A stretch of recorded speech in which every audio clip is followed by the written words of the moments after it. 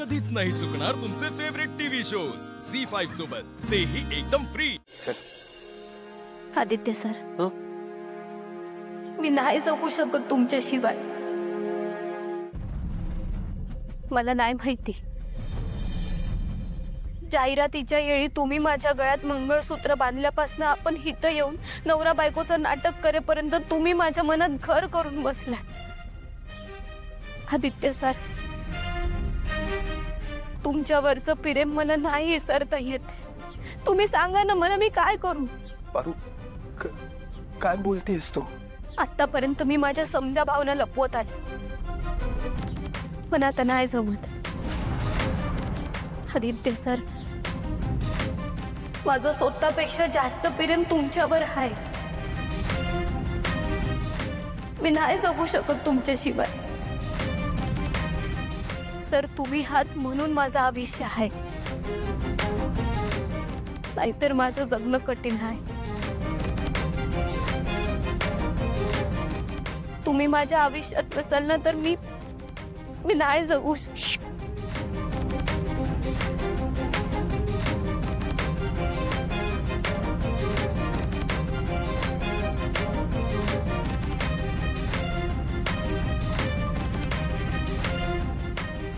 एक गोष्ट सांगू, माझं तुझ्यावर तुझ्याहीपेक्षा खूप जास्त प्रेम आहे। काय? आदित्य सर, तुमचं खरंच माझ्यावर प्रेम आहे? खरंच पारू, माझं तुझ्यावर खूप प्रेम आहे।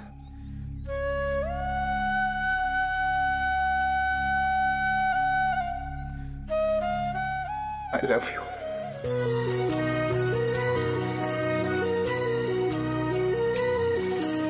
तू हवीशी मला, तू हवीशी आज कळले तुला, तू हवीशी भास सारे कालचे आज ते झाले खरे, तरी का हुरहुर वाटे आपुलीशी।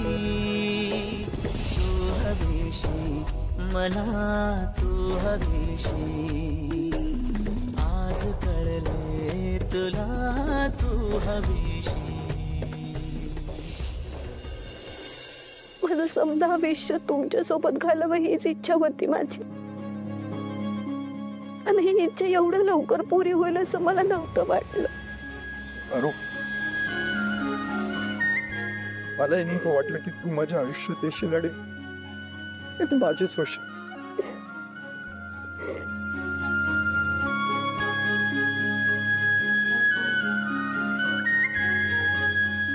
माझं नाव एकदा प्रेमानं घ्या। पारू, आता मोठ्यानं वरडून बोला।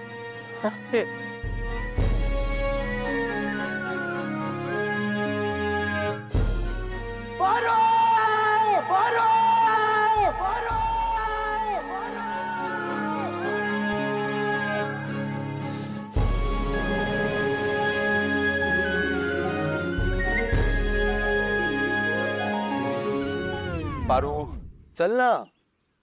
हा? नको जास्त विचार करूस। प्रीतम आणि प्रिया कुठे आहेत? देवळात। चला चला आधी चला।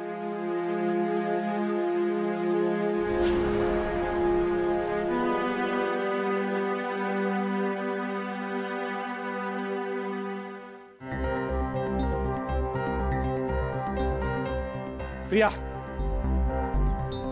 तुम्ही दोघांनी निघा इथनं। आबासाहेब बाहेर येत आहेत, माझा ऐका, लगेच निघा। प्रीतम सर, हे बघा, तुम्ही ऐका माझा।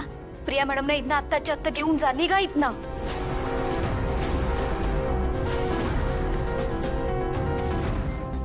तुमची तयारी आहे प्रिया मॅडम?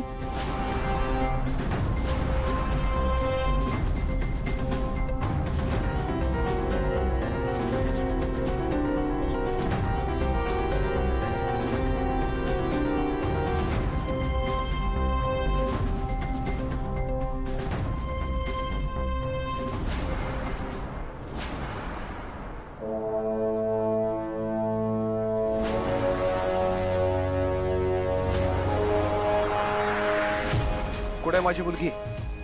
बोला, कुठे लपवून ठेवले तिला? आणि तो नंदी कुठे गेला? खाल्ल्या ताटात शेण कालवणारी माणसं आहात तुम्ही. बोला, कुठे आहे माझी मुलगी? आबासाहेब तुम्ही आधी शांत व्हा. आम्हाला जे काय बी बोलायचं ना ते तुम्ही शांत डोक्यानं ऐकून घ्या. काय शांत डोक्यानं ऐकायचं?